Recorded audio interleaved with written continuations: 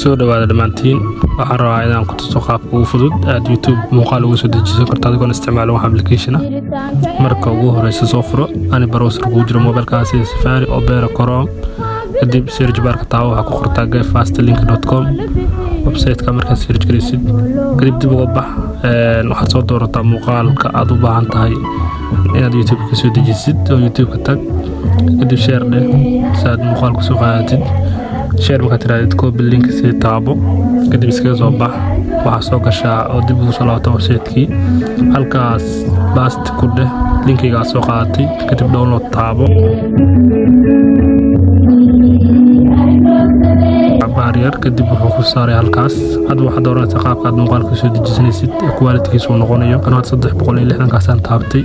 cancel iska dhaxay si taasirta kadib barrier beeqsiyo sugsu kadib waa dhamaadeen isaga download ku saaray download dheh kadib qaybta download ka tago ka fiiro ka muuqaalkiisu soo socda marka waa goobsiinaya si uusan waqti nooga qaadan